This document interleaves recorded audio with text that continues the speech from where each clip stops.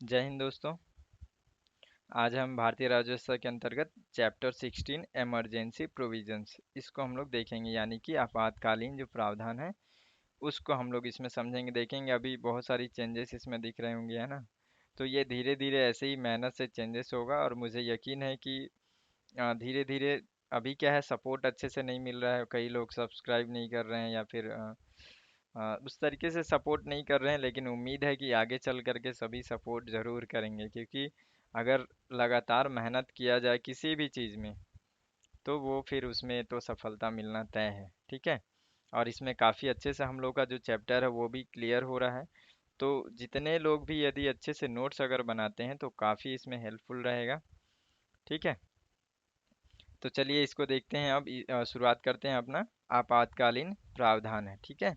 तो आपातकालीन प्रावधान जो है हमारे संविधान के भाग 18 में अनुच्छेद 352 से 360 तक इसका वर्णन किया गया है। आपातकालीन प्रावधान जो है उसमें आपातकालीन प्रावधान इसलिए वर्णन किया गया क्योंकि अब हमारे देश में हो सकता है कभी भी किसी भी प्रकार से सिचुएशन आ जाए। ठीक है। आपातकालीन मतलब अचानक से कोई सिचुएशन में प्रॉब्लम, यानी कि सिचुएशन बिगड़ जाना। तो उस समय ऐसा कोई प्रावधान भी होना चाहिए कि ऐसी स्थिति, अचानक से कोई स्थिति आ जाती है जैसे कि कोविड का जो स्थिति आया था इस तरीके से, या फिर कोई बाह्य आक्रमण होता हो जाता है। तो ऐसी स्थिति में, ऐसी स्थिति से निपटने के लिए हमारे पास क्या व्यवस्था है, संविधान में क्या व्यवस्था है, इसके लिए हम लोग किस तरीके से काम करेंगे। तो ये जो है इसका भी भाग 18 अनुच्छेद 352 से 360 तक में वर्णन किया गया है। ठीक है। तो देखिए इसमें क्या होता है कि ये जो असामान्य जो स्थिति है इससे निपटने के लिए उस समय क्या होता है कि जो केंद्र सरकार जो होता है उसमें जो जो राज्य होते हैं वो केवल सपोर्ट करते हैं, उनका वहाँ पे शक्ति खत्म हो जाता है।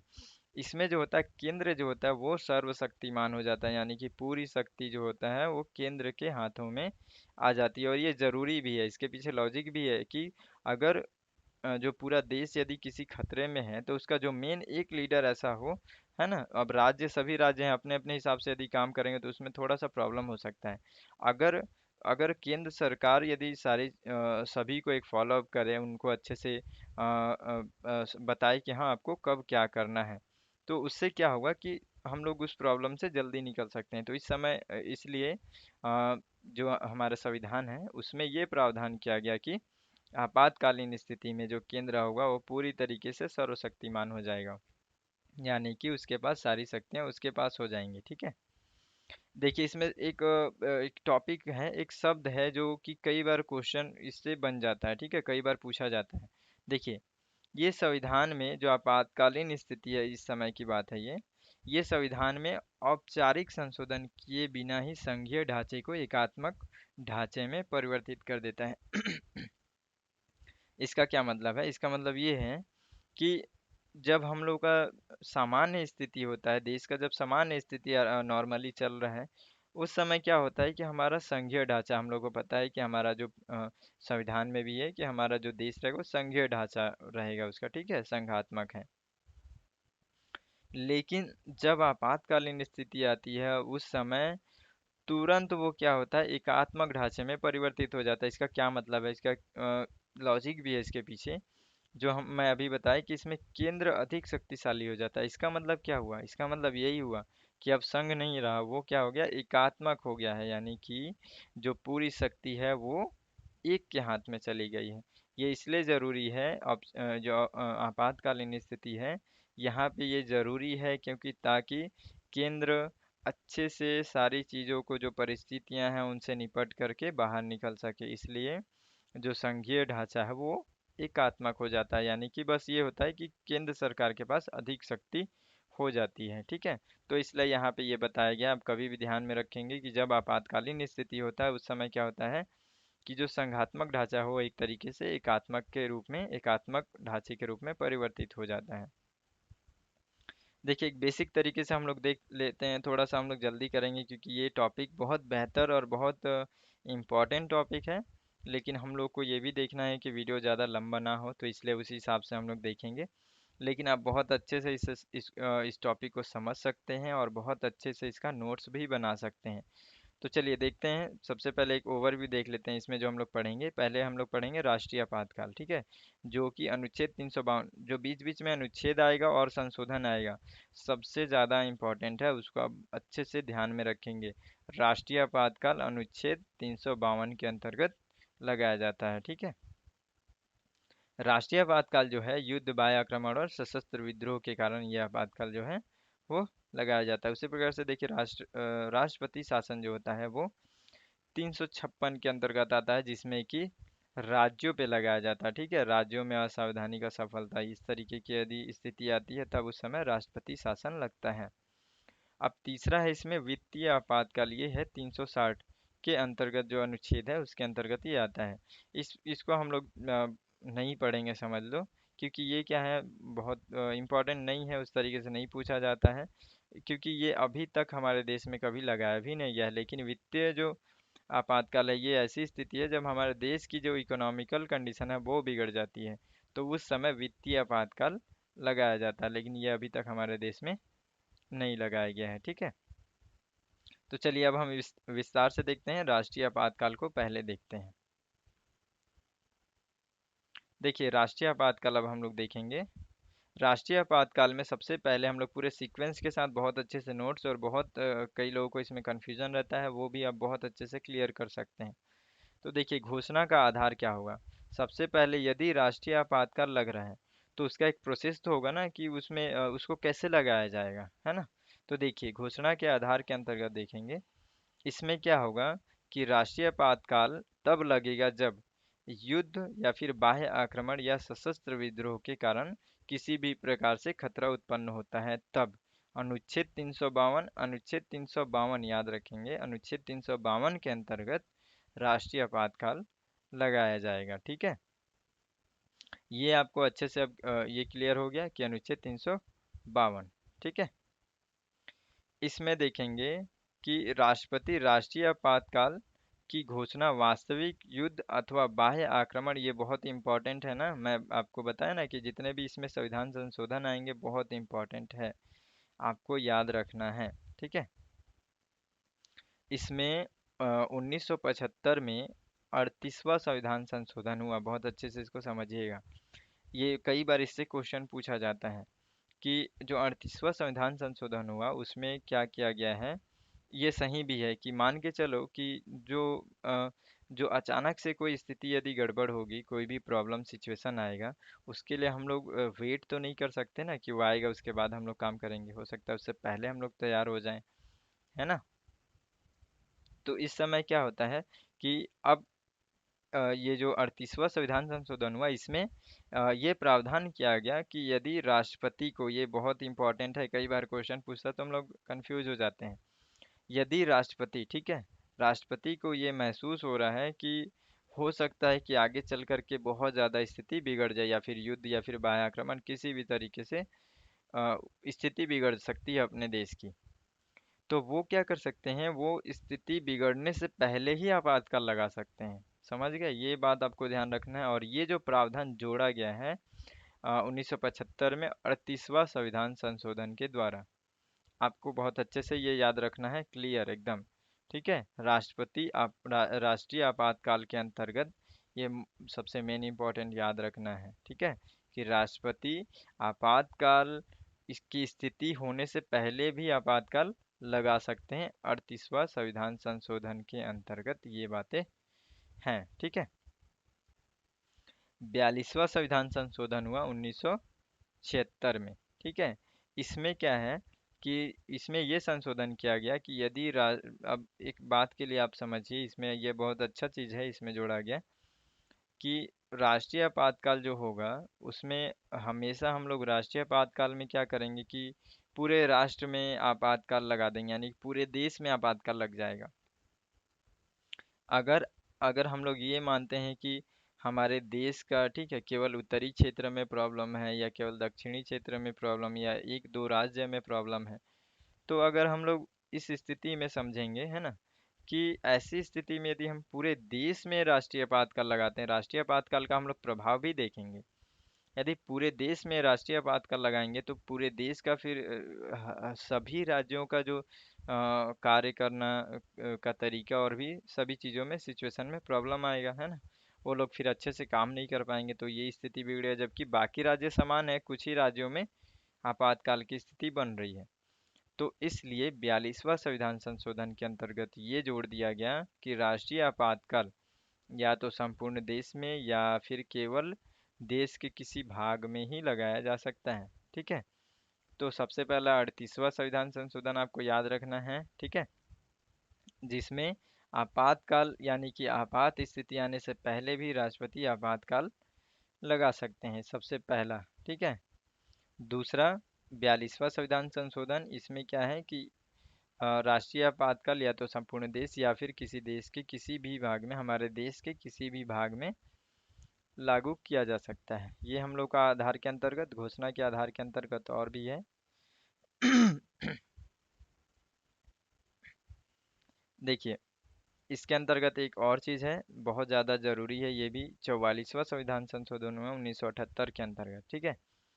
42वां संविधान संशोधन, हम लोग ये सारे संशोधन को बहुत अच्छे से समझे हैं। ठीक है। 42वां संविधान संशोधन आप जानते हैं कि हम लोग मिनी कॉन्स्टिट्यूशन बोलते हैं, जो कि इंदिरा गांधी के समय हुआ था। उस समय देख रहे थे कि संविधान में कितना ज़्यादा बदलाव कर दिया गया था।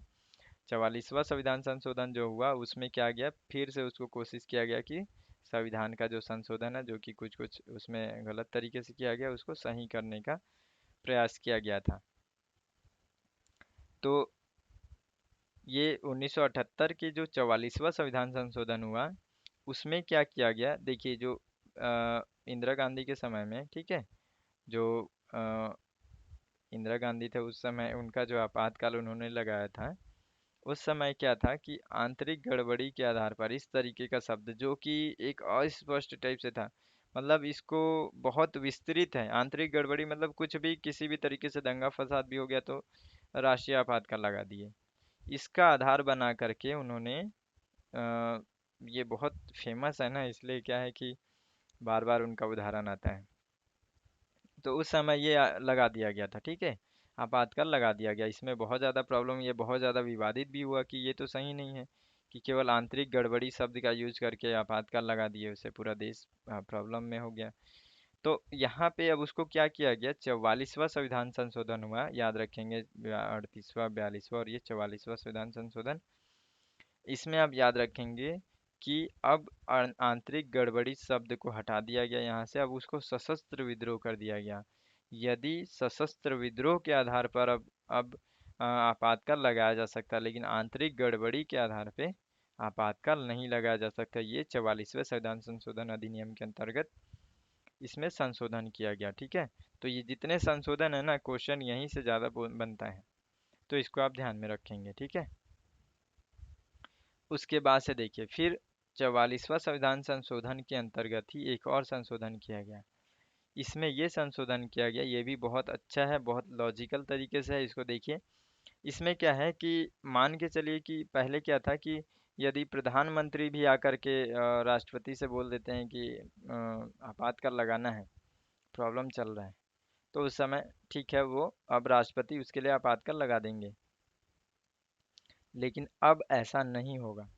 अब यदि केवल प्रधानमंत्री जा कर के बोलते हैं कि ये राष्ट्रीय आपातकाल लगाना है, इस स्थिति में राष्ट्रीय आपातकाल नहीं लगाया जा सकता। सॉरी। देखिए, राष्ट्रपति आपातकाल अब लगाने का जो आधार है वो मंत्रिमंडल के पूरे लिखित सिफारिश के आधार पर ही लगाया जा सकता है। आप देखे होंगे ना, इमरजेंसी जब लगा हुआ था इंदिरा गांधी के समय में, रातों रात पूरा राष्ट्रीय आपातकाल लग गया। तो ये ऐसा अचानक से अगर कुछ होता है तो इसके लिए भी अब यहाँ पे रोक लगाया गया। ये 44वां संविधान संशोधन में ही 1978 में ये भी संशोधन किया गया कि केवल मंत्री जा करके, प्रधानमंत्री जा करके यदि ये चाहें करने का राष्ट्रीय आपातकाल, तो ऐसा नहीं हो सकता है। जब तक मंत्रिमंडल पूरे लिखित सिफारिश नहीं करती है तब तक राष्ट्रीय आपातकाल लागू नहीं हो सकता। ये भी घोषणा का आधार है, समझ में आ रहा है। घोषणा का आधार का मतलब है किसी चीज को लागू करने का उसका बेस क्या होना चाहिए। तो ये भी बेस है कि उसमें मंत्रिमंडल लिखित सिफारिश करेगा तब होगा। ठीक है।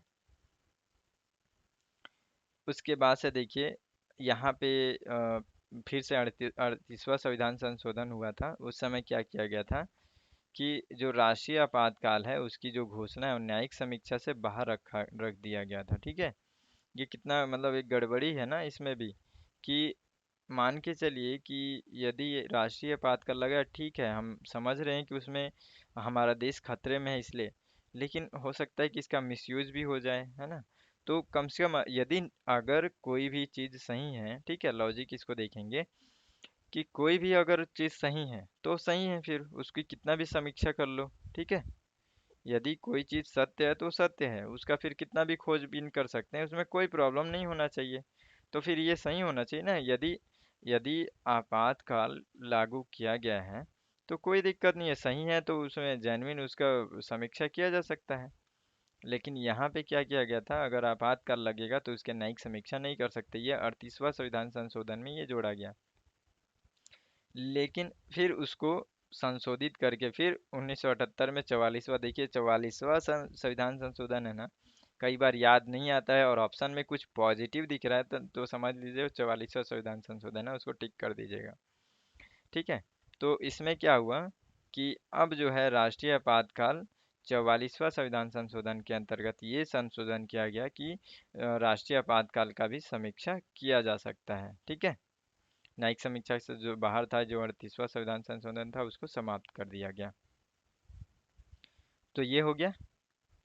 अब देखिए जो हमारा राष्ट्रीय आपातकाल होगा उसको संसदीय अनुमोदन मिलना चाहिए, यानी कि उसको क्या है, उसको अब आगे बढ़ाने के लिए एक उसका भी एक अलग से सिफारिश होना चाहिए। ठीक है, उसका भी एक अलग से होना चाहिए ना परफेक्टली, उसके लिए भी रूल कि यदि हम लोग अब उसको फॉलो अप करेंगे, उसको अनुमोदन करेंगे तो कैसे कर सकते हैं, और साथ में उसका समय अवधि भी क्या होना चाहिए, तो उसके लिए भी यहाँ पे सदन में बताया गया। ठीक है, देखिए जब अब इमरजेंसी है हर चीज़ में, देखिए इसमें क्या हड़बड़ी होगा, सभी चीज़ों में हड़बड़ी होगा। तो राष्ट्रीय आपातकाल है, यदि अचानक से आपातकाल आ गया तो ऐसी स्थिति में क्या करेंगे उस समय, अब अनुमोदन के लिए तो रोक नहीं सकते, तुरंत पहले काम करते हैं। ठीक है, अपना अपना काम में लग जाते हैं। ठीक है, राष्ट्रीय आपातकाल घोषित हो गया, ये करना ज़रूरी भी है। ठीक है, इमरजेंसी की स्थिति है, लेकिन साथ ही साथ ये भी है कि सदन के दोनों सदन में इससे रिलेटेड प्रस्ताव भी 1 महीने के अंतर्गत में पारित किया जाएगा। ठीक है, अनुमोदन उसमें करना आवश्यक रहेगा। तो सबसे पहला कंडीशन आप याद रखेंगे कि संसदीय अनुमोदन के अंतर्गत जो घोषणा का प्रस्ताव है वो क्या होना चाहिए, 1 महीने के अंदर में पारित होना चाहिए। ठीक है, इसमें भी क्या स्थिति था, 44वां संविधान संशोधन के द्वारा इसमें जोड़ा गया। सबसे पहले इसमें 2 माह तक था, समय समय था कि यदि आपातकाल होता है तो 2 महीने तक के अंतर्गत हम लोग प्रस्ताव को पारित कर सकते हैं, कोई दिक्कत नहीं है। लेकिन फिर इसमें क्या किया गया, समय को चेंज किया गया, थोड़ा सा कम कर दिया गया, अब 1 महीना कर दिया गया। तो इसको भी थोड़ा सा ध्यान रखेंगे, 44वां संविधान संशोधन के अंतर्गत 2 माह से घटाकर 1 माह कर दिया गया। ठीक है,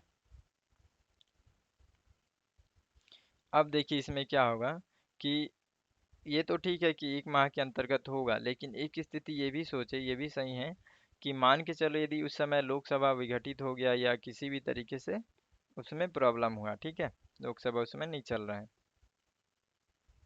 तो ऐसी स्थिति में फिर क्या होगा, ऐसी स्थिति में ये होगा कि जब भी चलेगा, जब भी उसका फिर से गठन करेंगे, लोकसभा विघटित हो गया है, अब उसका जब भी उसका गठन करेंगे उसके 30 दिन के अंदर तक उसको वो क्या कर सकते हैं, फिर से उसको अनुमोदन करने का प्रयास उसमें करेंगे। लेकिन उससे पहले क्या होगा, राज्यसभा के द्वारा उसका अनुमोदन करा दिया जाएगा। ठीक है, ताकि उस पे काम चलता रहेगा। तो ये भी स्थिति आप अच्छे से समझ गए यहाँ पे।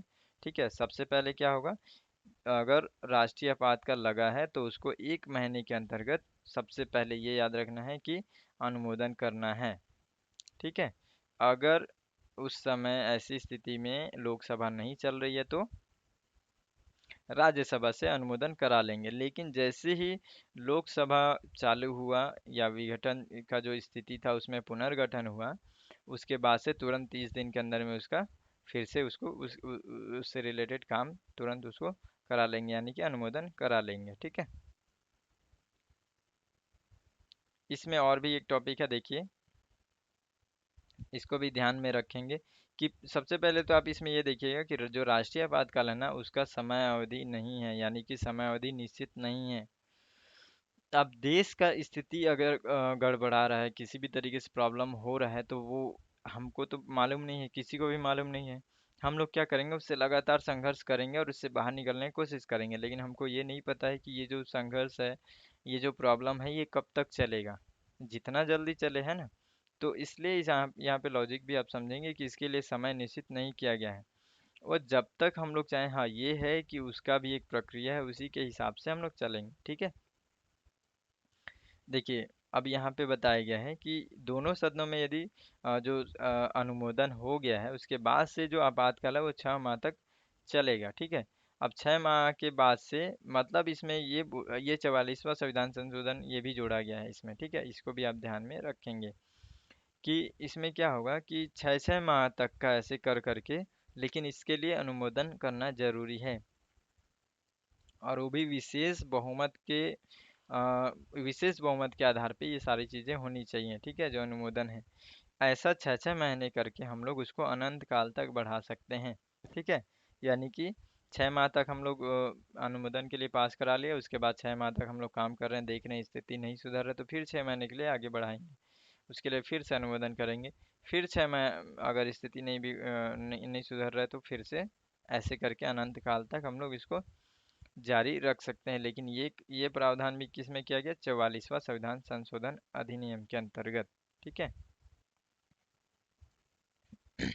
अभी मैं आपको बता दिया 44वां संविधान संशोधन के अंतर्गत ही जो भी इसके अनुमोदन के लिए जो भी प्रस्ताव होगा, वो विशेष बहुमत के अंतर्गत ही होगा, ये आपको ध्यान में रखना है। ये भी 44वां संविधान संशोधन, 38वां, 42वां और 44वां, ये संशोधन, ये जो हम लोग आपातकाल देख रहे हैं, ये बहुत ज़्यादा इसमें इम्पोर्टेंट है, बार बार आपको ये इसमें बहुत अच्छे से याद रखना है, ठीक है। तो ये हम लोग समझ गए। देखिए, जो राष्ट्रीय आपातकाल होगा उसकी समाप्ति कैसे होगी, पूरे सीक्वेंस में पढ़ रहे हैं, अच्छे से आप समझ रहे हैं ना, एक एक चीज़ आपको ध्यान में रखना है। देखिए, उद्घोषणा की समाप्ति में कुछ नहीं है, राष्ट्रपति नॉर्मली तरीके से उसको जब चाहे तब समाप्त कर सकते हैं, ठीक है। ऐसी स्थिति में अनुमोदन की आवश्यकता नहीं लगेगी। उसके बाद से देखिए, अब राष्ट्रीय आपातकाल तो हो गया, समझ में आ गया, लेकिन राष्ट्रीय आपात का प्रभाव क्या क्या पड़ सकता है, उसको भी हम लोग देखेंगे, ठीक है। तो देखिए, इस समय क्या होता है, जो हम लोग पहले भी देख चुके हैं कि संविधान संघीय जो की जगह पे क्या एकात्मक हो जाता है। राज्य सरकारें पूरी तरीके से केंद्र सरकार के अंतर्गत आ जाती हैं, लेकिन हाँ याद रखेंगे कि इसमें निलंबित नहीं होती हैं। यानी कि जो देखेंगे, अभी हम लोग आगे पढ़ेंगे, ठीक है। जो राष्ट्रपति आपातकाल होता है, उसमें क्या होता है, जो विधानमंडल, जो सरकार है, जो राज्य सरकारें हैं, उसमें क्या होता है, वो निलंबित हो जाती हैं, ठीक है। तो वहाँ पे कार्यकारिणी जो परिषद है, वो निलंबित हो जाती है। इसमें ऐसा नहीं होगा, क्योंकि इसमें हम लोगों को जो भी स्थिति है उससे निपटना है, ठीक है। तो यहाँ पे संवैधानिक गड़बड़ी नहीं हुई है, किसी राज्य में गड़बड़ी नहीं हुआ है, कोई सिचुएशन प्रॉब्लम हो गया है, ठीक है। तो इसलिए वहाँ पे नियंत्रण में रहेंगे, ठीक है ना। ये आपको ध्यान में रखना है। राष्ट्रीय आपातकाल और राष्ट्रपति शासन का अंतर भी हम लोग देखेंगे आगे। देखिए, इसमें क्या होगा कि जो संसद को राज्य सूची जो है उसमें भी वो कानून बनाने का अधिकार मिल जाता है, ये भी एक चेंजेस है। यानी कि हम लोग अभी राष्ट्रीय आपातकाल का प्रभाव देख रहे हैं। सबसे पहला क्या प्रभाव है, संघीय जो ढांचा है वो एकात्मक परिवर्तित हो जाएगी, ठीक है। राज्य सरकारें केंद्र सरकार के अंतर्गत में आ जाएंगे। केंद्र सरकार, सॉरी, राज्य की जो सूचियां हैं उस पे जो कानून बनाना है वो भी केंद्र बना सकती है, ठीक है। और ये जो कानून है वो आपातकाल समाप्त होने के 6 माह तक चलती रहेगी, प्रभावी रहेगी। साथ में ये भी आप याद रखेंगे कि यदि मान के चलो ऐसी स्थिति है जिस समय संसद का सत्र नहीं चल रहा है, उस समय राष्ट्रपति राज्य सूची के विषय पर भी अध्यादेश जारी कर सकते हैं, ये भी अधिकार मिल जाता है। तो ये राष्ट्रीय आपातकाल के प्रभाव हम लोग को अच्छे से हम लोग को समझ में आ गया।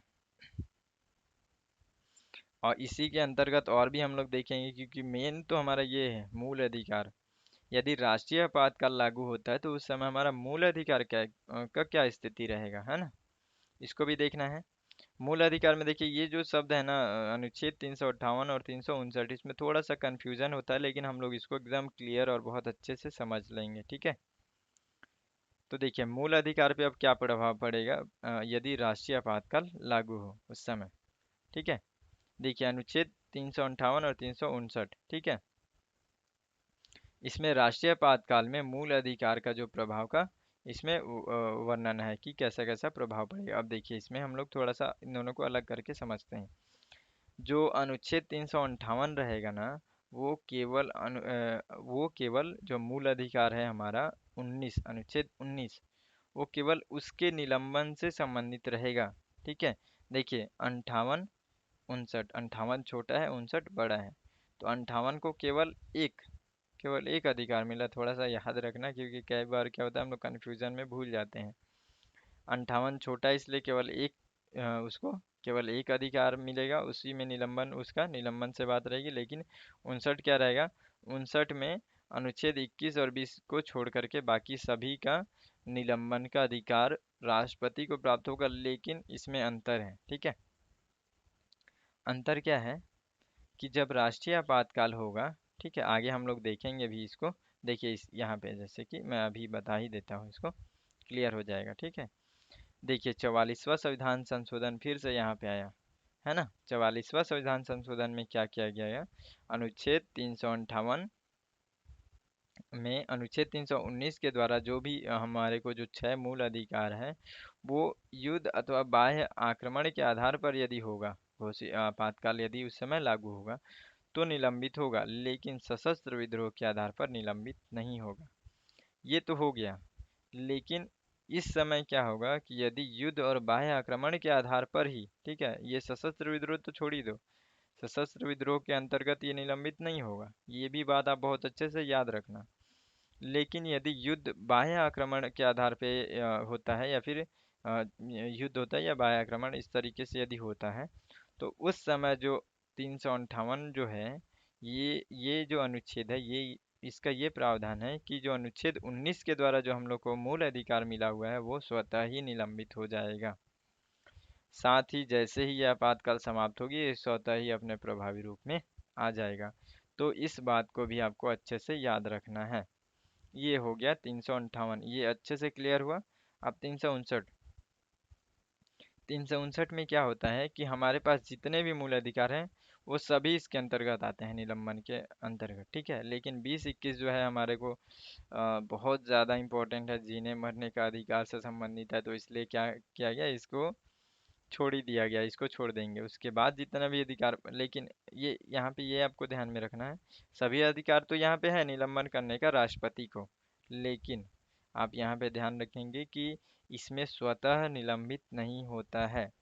राष्ट्रपति को, अनुच्छेद 359 राष्ट्रपति को ये अधिकार देता है कि वो स्थिति के अनुसार देखेंगे कि कौन से अधिकार को अभी निलंबित करना आवश्यक है, उसको वो निलंबित कर सकते हैं। तो इन दोनों में अंतर समझ गए, अंतर हम लोग और भी देखेंगे आगे। चलिए देख लेते हैं। तो मूल अधिकार पे क्या प्रभाव पड़ा, जो अनुच्छेद 19 है वो क्या हो गया, स्वतः ही निलंबित हो गया। इससे हम लोग सबसे मुख्य बात ये जान रहे हैं। दूसरा जो कन्फ्यूजन भरा जो क्वेश्चन होता है वो कैसे बनेगा, यहाँ पे बनेगा, यदि युद्ध या फिर बाह्य आक्रमण के आधार पर राष्ट्रीय आपातकाल घोषित हुआ है तो उस समय क्या होगा, जो हमारा अनुच्छेद 19 है उसके अंतर्गत जो हमको मूल अधिकार मिला हुआ वो क्या होगा, स्वतः ही निलंबित हो जाएगा। लेकिन सशस्त्र विद्रोह के आधार पे हुआ है तो निलंबित नहीं होगा। मैं इसको 2 बार बताया आपको, बहुत अच्छे से आप इसको ध्यान में रखना। हम लोग जो टॉपिक पढ़ रहे हैं ना वो बहुत अच्छे से पढ़ रहे हैं। हो सकता है मेरा चैनल फेमस नहीं है, लेकिन मैं पूरा दावा के साथ ये बोल सकता हूँ कि आप बहुत अच्छे से आपका तैयारी हो जाएगा यदि थोड़ा सा विश्वास रख करके। और अभी थोड़ा मेरा एक्सपीरियंस भी नहीं है पढ़ाने का, तो इसलिए भी थोड़ा अच्छा नहीं लग रहा होगा, लेकिन मेन तो अपना उद्देश्य है टॉपिक को समझना, है ना। कंटेंट बेहतर होना चाहिए, टॉपिक अच्छे से समझ में आ जाए, प्लस हम लोग का नोट्स बन जाए। तो अगर इस तरीके से ध्यान में रख करके यदि आप वीडियो देखते हैं और इस इससे नोट्स बनाते हैं, समझने का प्रयास करते हैं, तो आप बहुत अच्छे से तैयारी कर सकते हैं। ये मेरा पूरा दावा है, पूरा विश्वास है, मुझे अपने आप पे भी ये कॉन्फिडेंस है। भले ही आज फेमस नहीं है, लेकिन उम्मीद है कि आगे लगातार मैं इस तरीके से मेहनत करता रहूँगा ना, तो आगे चल कर के ज़रूर एक ना एक दिन आएगा ऐसा कि हर कोई मेरे चैनल को भी सर्च करेगा। धीरे धीरे बदलाव हो रहा है ना, इस बदलाव को आप सीक्वेंस में देखते रहिएगा, जरूर आगे धीरे धीरे बदलाव होगा। ये तो पूरा कॉन्फिडेंस है। आप भी कॉन्फिडेंस रखिए कि बहुत अच्छे से आप नोट्स बना सकें और बहुत अच्छे से इसका तैयारी कर सकें, और आप जो भी अपना लक्ष्य रखें हैं उसको भी आप पूरे लगातार मेहनत के साथ उसको कोशिश करते रहें और उसमें सफल हो सकें। तो ये हम लोग अच्छे से समझ गए अनुच्छेद 358 और अनुच्छेद 359। अनुच्छेद 358 जो है वो केवल और केवल अनुच्छेद 19 के अंतर्गत जो मूल अधिकार है उस उससे संबंधित है, ठीक है, इजी भाषा में। अनुच्छेद 359 सभी मूल अधिकारों से संबंधित है, ठीक है। लेकिन अनुच्छेद 358 जो है स्वतः निलंबित होता है, जबकि अनुच्छेद 359 जो है वो राष्ट्रपति को अधिकार देता है कि वो अपनी स्थिति के अनुसार निलंबित करे। बस बात खत्म यहाँ से। इतना ही आपको इसमें ध्यान रखना है। देखिए थोड़ा सा अब इसमें अंतर भी वही देख लेते हैं जो हम लोग पहले भी बहुत अच्छे से अंतर देख लिए हैं। फिर भी देखिए, अनुच्छेद 358 जो है वो 19 से संबंधित है, बार बार उसी को बोलना भी सही नहीं रहेगा। तो ये हम लोग अच्छे समझ में आ गया है, जो बाह्य आपातकाल की स्थिति के अनुसार आप ये संपूर्ण देश में, ठीक है, ये संपूर्ण देश में और किसी भी भाग में भी लगा सकते हैं। जो अनुच्छेद ये 359 है उसमें मैं बता दिया हूँ कि इसमें क्या है, राष्ट्रपति को ये शक्ति मिल गया है कि आप जैसे हिसाब से चाहेंगे उस हिसाब से उस मूलाधिकार का निलंबन कर सकते हैं, लेकिन 20 और 21 को छोड़ दीजिएगा। तो ये इनका मुख्य जो कॉन्सेप्ट है, ये अब आपको बहुत अच्छे से दोनों में डिफरेंस क्लियर हो गया होगा, ठीक है। देखिए अब तुरंत हम लोग इसको देख लेते हैं, राष्ट्रपति शासन को, ठीक है। हम्म राष्ट्रपति शासन को देख लेते हैं। राष्ट्रपति शासन अब हम लोग इसमें समझेंगे। राष्ट्रपति शासन का मतलब है हमारे राज्यों के अब अंतर्गत अब राष्ट्रपति का कई बार उसमें प्रभाव आ जाता है। क्यों? क्योंकि राष्ट्रपति हमारे पूरे राज्य, पूरे देश सभी के वो समझ रहे हैं मुखिया हैं। तो अब उनको अगर लगता है कि किसी राज्य में सही से काम नहीं चल रहा है, इस अगर राष्ट्रपति शासन लागू होता है तो उसके दो आधार हैं, बहुत अच्छे से बहुत क्लियर कट आप समझिएगा कि यदि राष्ट्रपति शासन कहीं भी लग रहा है, उसका दो आधार केवल है, दो आधार पे ही राष्ट्रपति शासन लगाया जा सकता है, ठीक है। सबसे पहले ये है कि अनुच्छेद 365 आपको याद रखना है, ये राष्ट्रपति शासन से संबंधित है, ठीक है। अनुच्छेद 365 के अनुसार यदि कोई राज्य है ना, केंद्र के द्वारा दिया गया निर्देश, आप अच्छे से इसको ध्यान में रखेंगे कि आदि यदि राज्य को केंद्र के द्वारा कोई निर्देश दिया गया है, वो यदि सही तरीके से पालन नहीं हो रहा है या फिर पालन करने में असफल हो रहा है, यानी कि राष्ट्रपति को ये महसूस हो रहा है, ठीक है, कि जो राज्य है, किसी राज्य में जो निर्देश है उसको पालन करने में प्रॉब्लम हो रहा है, यानी कि उनका जो स्थिति है, जो विधानमंडल का जो कार्यकारिणी जो स्थिति है उसमें गड़बड़ी हो रही है, सही तरीके से नहीं हो रहा है, या असफल हो रहा है या हो सकता है, तो ऐसी स्थिति में राष्ट्रीय आपातकाल लागू हो सकता है। दूसरा आपको ध्यान में रखना है कि जो ये भी इसी के अंतर्गत आएगा, ये 356 के अंतर्गत याद रखेंगे कि 356 और 365 और 356, ठीक है। थोड़ा सा इसमें कंफ्यूजन हो रहा है ना। तो 356 है, एक एक है 365 और एक है 356, है ना। तो अनुच्छेद 356 के अंतर्गत आप याद रखेंगे कि राष्ट्रपति जो घोषणा करेंगे, इसमें क्या होता है कि यदि दूसरा कंडीशन मैं बता रहा हूँ, यदि राष्ट्रपति को राज्यपाल बोले वो भी ठीक है, यदि राज्यपाल नहीं बोलते हैं, ठीक है, राज्यपाल ये नहीं बोल रहे हैं कि हाँ हमारे राज्य की स्थिति गड़बड़ी हो रही है या यहाँ संवैधानिक असफलता हो सकती है, कोई प्रॉब्लम नहीं, यदि केवल राष्ट्रपति को ये आभास भी हो जाता ना, उस आधार पर भी वहाँ पे राष्ट्रपति शासन लगा सकते हैं। ये दूसरा कंडीशन आपको याद रखना है, ठीक है, कि यदि राज्यपाल से उनको जानकारी मिलता है तो ठीक है, नहीं मिलता है तो वो स्वतः भी इसके लिए अपने हिसाब से राष्ट्रपति शासन लगा सकते हैं, लेकिन उसके लिए आधार परफेक्ट होना चाहिए, ठीक है। तो ये दो आधार हैं जो राष्ट्रपति शासन अब हम लोग देख रहे हैं ना, राष्ट्रीय आपातकाल नहीं देख रहे हैं, अब राष्ट्रपति शासन देख रहे हैं, तो उसका आरोप का जो आधार है उसको हम लोग देख रहे हैं, ठीक है। देखिए इसमें संसदीय अनुमोदन क्या होगा, थोड़ा सा इसमें डिफरेंस है। इसमें डिफरेंस क्या है कि जब राष्ट्रपति शासन लगेगा उसके लिए 2 महीने का समय रहेगा आपको उसमें अनुमोदन अनुमोदन कराने का, ठीक है। उसमें हमारे को राष्ट्रीय आपातकाल में देखेंगे 1 महीने का, पहले 2 महीना था, ठीक है। लेकिन फिर उसको 1 महीना कर दिया गया और इसमें अभी तक 2 महीना है।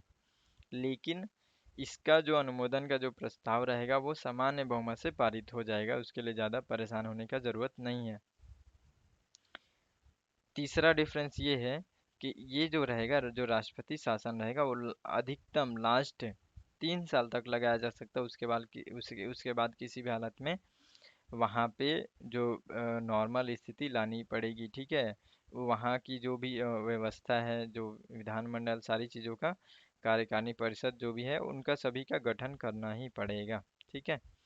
तो ये, और इसमें देखिए इसमें क्या कंडीशन, और भी कंडीशन है कि मान के चलिए जब इसमें अनुमोदन हो गया 2 माह का, ठीक है, राष्ट्रपति शासन के अंतर्गत 2 माह का अनुमोदन हो गया, तो भी उसको 6 माह तक बढ़ाएंगे, मान के चलो यदि बढ़ाने की स्थिति है। पहले तो 6 माह तक वो चलेगा, ठीक है। अगर 6 माह के बाद फिर उसको ऐसा स्थिति आ रहा है कि उसको फिर से बढ़ाना है, 6 माह के लिए और बढ़ा दिए, अब हो गया 1 साल।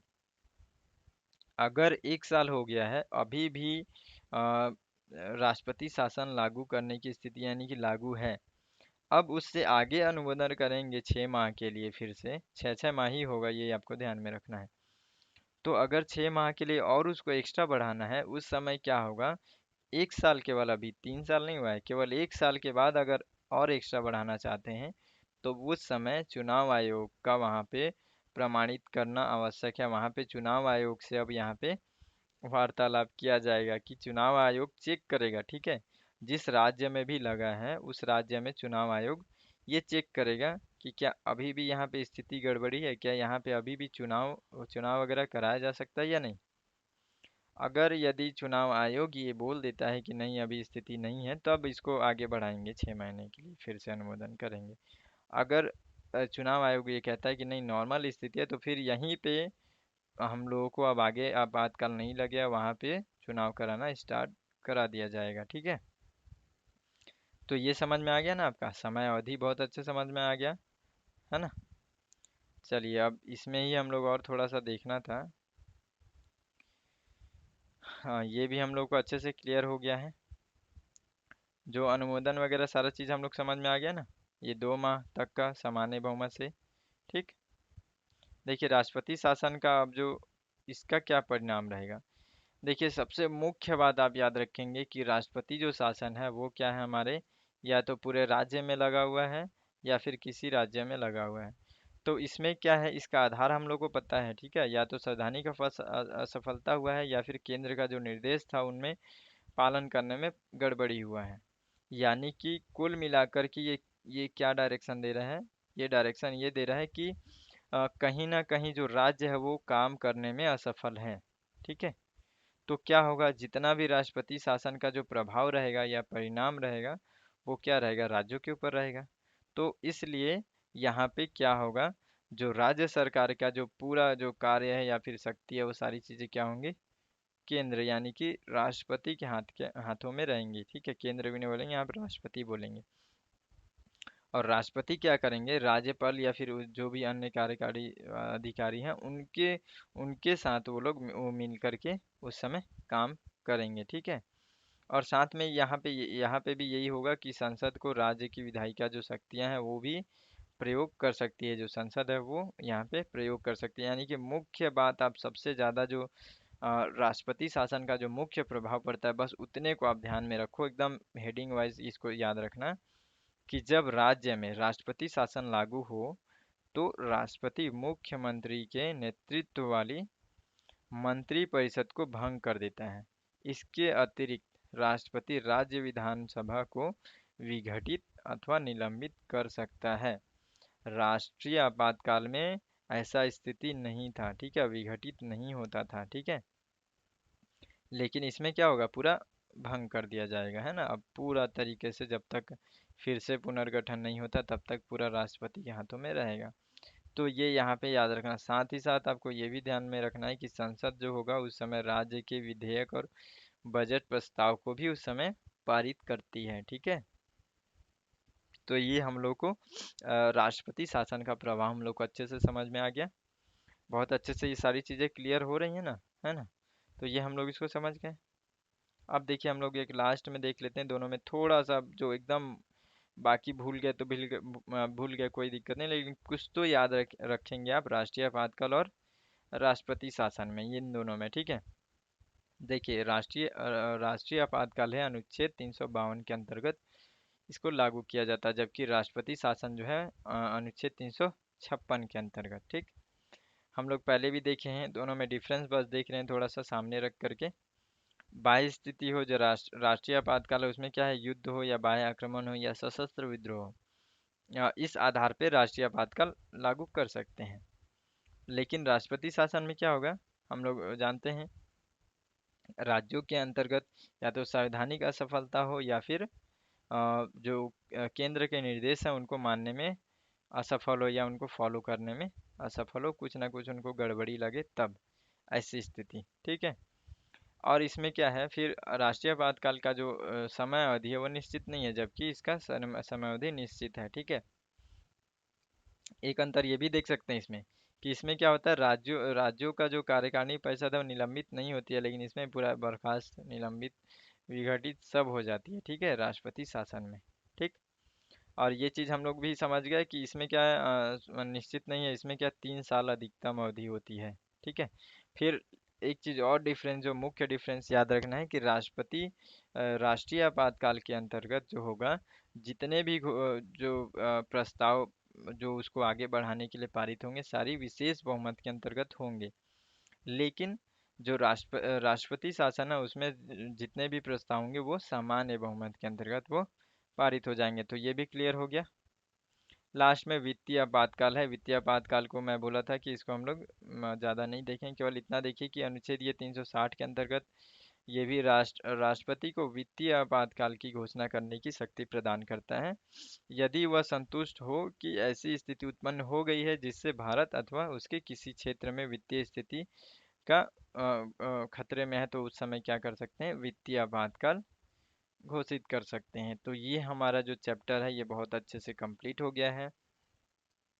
कहीं भी किसी भी प्रकार से आपको दिक्कत नहीं आना चाहिए, है ना। ये पूरा चैप्टर हम लोग कंप्लीट कर लिए हैं। हाँ, इस ये टॉपिक बहुत इंपॉर्टेंट है, इसलिए हम लोग इसमें क्या करेंगे, इसका जितना भी क्वेश्चन जो प्रीवियस ईयर में पूछा गया है उसको हम लोग थोड़ा सा देख लेंगे, ठीक है। एक बार हल्का सा 2 मिनट के लिए फिर से एक बार रिवाइज कर लेते हैं ताकि हम लोग बहुत अच्छे से क्लियर हो जाए, ठीक है। फटाफट देख लेते हैं उसको। जो आपातकालीन स्थिति है इसका जो प्रावधान है ये भाग 18 में अनुच्छेद 352 से 360 तक का वर्णन है। इसमें क्या होता है कि जो आपातकालीन स्थिति में संविधान औपचारिक जो स्थिति होती है उसमें क्या होता है, संघीय ढांचे से एकात्मक ढांचे में परिवर्तित हो जाता है, ठीक है। इसी के अंतर्गत जो राष्ट्रीय आपातकाल है, राष्ट्रीय आपातकाल के अंतर्गत जो इसका जो आधार है वो क्या रहेगा, युद्ध बाह्य आक्रमण के आधार पे ये रहेगा। आपको ये भी देखे होंगे कि क्या होता है, जो राष्ट्रीय आपातकाल है ये लागू करने के लिए जरूरी नहीं है कि पहले प्रॉब्लम आए।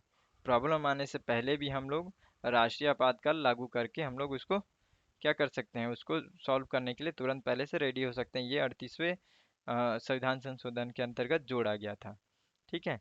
उसके बाद से क्या होगा कि जो 44वां संविधान संशोधन हो उसमें क्या हुआ कि अगर जो राष्ट्रीय आपातकाल होगा वो स्थिति के अनुसार भी लगाया जा सकता है। यदि चाहते हैं कि पूरे देश में लगाना है तो पूरे देश में लगा सकते हैं, यदि नहीं चाहते हैं कुछ ही राज्यों में केवल प्रॉब्लम है तो उसी राज्य में लगा सकते हैं। ये 42वां संविधान संशोधन के अंतर्गत इसमें चेंजेस किया गया। उसके बाद से जो घोषणा के आधार है उसी के अंतर्गत अब इसमें संशोधन क्या कर दिया गया, आंतरिक गड़बड़ी के आधार पे ऐसा नहीं किया जा सकता, केवल सशस्त्र विद्रोह, बाह्य आक्रमण और क्या है, ठीक है, बाह्य आक्रमण के आधार पे किया जा सकता है। ये भी क्लियर हो गया। उसके बाद से देखिए इसमें क्या है कि केवल प्रधानमंत्री, ये भी 44वां संविधान संशोधन के अंतर्गत केवल यदि प्रधानमंत्री बोले कि राष्ट्रीय आपातकाल घोषणा करना है तो ऐसा नहीं किया जा सकता। केवल राष्ट्रपति अकेले चाहे तो भी नहीं किया जा सकता। जब तक मंत्रिमंडल की लिखित सिफारिश नहीं होगी तब तक राष्ट्रीय आपातकाल नहीं लगाया जा सकता। ठीक उसी के बाद से ये भी देखेंगे कि 44वां संविधान संशोधन के अंतर्गत ही ये बताया गया कि राष्ट्रीय आपातकाल जो लागू होगा वो न्यायिक समीक्षा के अंतर्गत रहेगा, जबकि 38वां संविधान संशोधन में न्यायिक समीक्षा से बाहर रखा गया था। ये भी हो गया। अनुमोदन, ये सब चीज़ें हम लोग को समझ में आ गया कि क्या होगा। पहले अभी 1 महीने के लिए रहेगा, और जो अनुमोदन होगा 1 महीने के अंतर्गत हो जाता है। यदि नहीं होता है तो जो लोकसभा होगा उस समय जब वो गठन होगा तो उसको 30 दिनों के अंतर्गत हो सकता है, और 6 6 महीने करके हम लोग अनंत काल तक इसको हम लोग बढ़ा सकते हैं। इसमें हम लोग ये भी ये तो हम लोग देख ही लिए हैं। हाँ, ये बस देखना है कि जो भी इसमें काम होगा विशेष बहुमत के अंतर्गत होगा। ये भी 44वां संविधान संशोधन के अंतर्गत था। ठीक है। लास्ट में हम लोग देखेंगे कि इसका घोषणा जो समाप्ति होगा, घोषणा का राष्ट्रीय आपातकाल समाप्त करना है, राष्ट्रपति चाहेंगे समाप्त हो जाएंगे नॉर्मल स्थिति में। फिर राष्ट्रीय आपातकाल के प्रभाव क्या क्या पड़ेंगे, जो हम लोग देख चुके हैं। संघीय जो है वो एकात्मक ढांचा एक तरीके से परिवर्तित हो जाएगा। जो राज्य हैं पूरा केंद्र के शक्ति के अंतर्गत आ जाएंगे, यानी कि पूर्ण नियंत्रण उस समय केंद्र का हो जाएगा। उस समय क्या होगा, जो राज्य सूची पे जो केंद्र है वो काम कर सकता है, उसमें कानून बना सकता है। जो कानून बनेगा वो 6 माह तक प्रभावी रहेगा। ठीक है। उस समय ये सब चीज़ हो गया। राष्ट्रपति अध्यादेश जारी कर सकते हैं राज्यों से रिलेटेड जो विषय हैं उनके अंतर्गत। ठीक है। तो ये हो गया। मूल अधिकारों पे क्या प्रभाव पड़ता है, जो 358 है वो क्या होता है, अनुच्छेद 319 के अंतर्गत जो भी अधिकार प्राप्त है वो उसके अंतर्गत निलंबित होता है। लेकिन अनुच्छेद 359 इसके अंतर्गत क्या हो, पूरा जो अनुच्छेद 20 और 21 को छोड़ करके पूरे जो अनुच्छेद हैं उसको राष्ट्रपति को ये शक्ति दे देता है कि आप अपनी स्थिति के अनुसार से उसमें चेंजेस कर सकते हैं, जिसको चाहेंगे उसको निलंबित कर सकते हैं। केवल अनुच्छेद 20 और 21 को छोड़ दीजिएगा। तो ये भी हो गया अपने को। साथ में इसमें ये भी देखा गया था, ये 44वां संविधान संशोधन अधिनियम, इसको ध्यान में रखेंगे कि इस समय अनुच्छेद 358 के अंतर्गत ये बोल दिया गया कि यदि युद्ध या फिर बाह्य आक्रमण की स्थिति होगी तभी ये निलंबित होगा। मतलब कुल मिला के बस इतना ध्यान रखना कि सशस्त्र विद्रोह के आधार पर जो अनुच्छेद 319 है वो क्या है, निलंबित नहीं होगा। ठीक है। राष्ट्रीय आपातकाल के दौरान राष्ट्रीय आपातकाल यदि सशस्त्र विद्रोह के आधार पर लागू किया गया है, उस समय अनुच्छेद 19 जो कि हम लोगों को 6 मूल अधिकार इसके अंतर्गत मिला हुआ है वो निलंबित नहीं होगा, स्वतः निलंबित नहीं होगा या किसी भी तरीके से निलंबित नहीं होगा। ये 1978 के 44वें संविधान संशोधन अधिनियम के अंतर्गत ये जोड़ा गया था। राष्ट्रीय आपातकाल हम लोग इसको हम लोग इसका अंतर वगैरह को देख लिए हैं। ठीक है। राष्ट्रीय आपातकाल के ही अंतर्गत हम लोग जो अनुच्छेद 358 359 हम लोग देख लिए। इसके अंतर्गत सारा चीज़ समझ में आ गया ना। अनुच्छेद 358 जो कि स्वतः लागू हो जाता है, और ये 59 स्वतः लागू नहीं होता, राष्ट्रपति को ये शक्ति देता है। अब देखिए राष्ट्रपति शासन लागू होने का दो आधार है। पहला एक जो कि राज्य जो है कि वो अगर असफल हो जाता है, यदि अपने जो भी केंद्र जो निर्देश दिया उसको काम करने में, पहला कंडीशन है जो कि 365 के अंतर्गत, ये अनुच्छेद 365 याद रखना, राष्ट्रपति शासन से संबंधित है। दूसरा है 356। ठीक है। इसमें क्या होगा कि यदि राष्ट्रपति को ऐसा लगता है कि संवैधानिक गड़बड़ी हो सकती है, उनको आभास होता है ऐसा, तो उस समय भी वो राष्ट्रपति शासन लागू कर सकते हैं। ठीक है। इसमें कंडीशन क्या रहेगा, इसमें कंडीशन ये रहेगा कि ये 2 माह के भीतर राष्ट्रपति शासन लागू हो गया, 2 महीने के भीतर उसका अनुमोदन करना आवश्यक है। सामान्य बहुमत के द्वारा ये काम किया जा सकता है।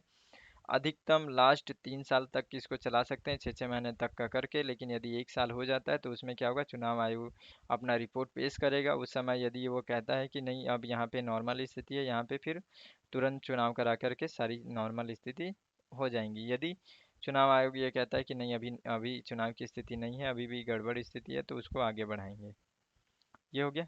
राष्ट्रपति शासन के अंतर्गत ही हम लोग, और अब राष्ट्रपति शासन के परिणाम भी देखेंगे। इसमें सबसे मुख्य परिणाम ये होगा कि इसमें जो जो राज्य की पूरी स्थिति जो क्या है उस समय राष्ट्रपति शासन जैसे ही लागू होगा, मुख्यमंत्री वाले जितना मतलब मंत्रिपरिषद पूरी तरीके से भंग हो जाएगी। ठीक है, विघटित निलंबित सारी चीज़ें इसमें समाप्त हो जाएंगी एक तरीके से। ठीक है, साथ ही आपको ये भी याद रखना है कि जो बजट है वो राज्य के विधेयक और जो बजट होगा वो संसद पेश करेगी उस समय। ठीक है, अब यहाँ पे देखिए कि राष्ट्रीय आपातकाल और राष्ट्रपति शासन में क्या अंतर है, हम लोग इसको भी देख चुके हैं। ठीक है, सशस्त्र विद्रोह और ये संवैधानिक असफलता के कारण से हुआ है। और जो इनका पारित करने का जो प्रावधान है वो क्या है, राष्ट्रीय आपातकाल में विशेष बहुमत, राष्ट्रपति शासन में सामान्य बहुमत, हम लोग इसको भी देख चुके हैं। जबकि ये भी देख चुके हैं कि राष्ट्रीय आपातकाल के अंतर्गत जो समय अवधि है वो अनिश्चित है, जबकि इसमें 3 साल अधिकतम अवधि है। तो ये हम लोग समझ गए। उसके बाद से वित्तीय आपातकाल ये भी क्लियर हो गया, तो एक बार हम लोग बहुत अच्छे से रिवाइज भी कर लिए हैं। तो ये चैप्टर बहुत ज़्यादा इम्पोर्टेंट था और अच्छे से समझना भी था इसका। बहुत अच्छे से आप टॉपिक इस पे आप बहुत अच्छे से इसका नोट्स बना सकते हैं। ठीक है, तो चलिए फिर अगले वीडियो में फिर से मिलते हैं, तब तक के लिए जय हिंद।